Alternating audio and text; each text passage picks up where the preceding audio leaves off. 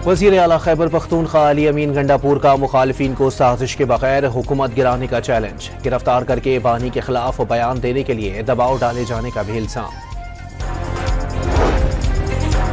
PTI का मखसूस नशिस्तों और बानी की रिहाई के लिए एहतजाज का फैसला। अरकान कौमी और सूबाई असम्बली को एहतजाज की तैयारी करने के लिए हिदायत दे दी गई। अदालती फैसले के बाद मखसूस नशिस्तें तहरीक इंसाफ से वापस ले ली गईं। नून लीग कौमी असम्बली में सबसे बड़ी पार्टी बन गई। हुक्मरान जमात को 2/3 अक्सरियत मिल जाएगी। बिलावल भुट्टो की भारत को खित्ते में आमने के लिए मुज़ाकरात की पेशकश वाज़े कर दिया। सरेंडर का लफ्ज पाकिस्तान की लुगत में नहीं।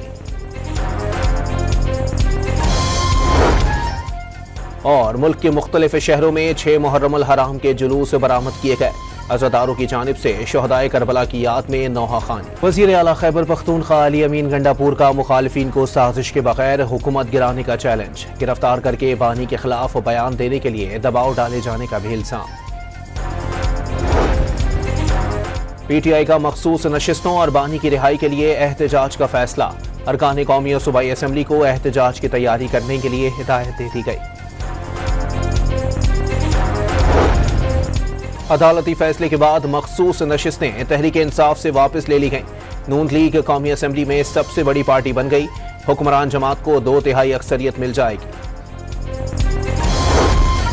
बिलावल भुट्टो की भारत को खित्ते में आमने के लिए मुज़ाकरात की पेशकश वाज़े कर दिया। सरेंडर का लफ्ज पाकिस्तान की लुगत में नहीं। और मुल्क के मुख्तलिफ शहरों में 6 मुहर्रम हराम के जुलूस बरामद किए गए। अज़ादारों की जानिब से शहदाए करबला की याद में नौहा खानी।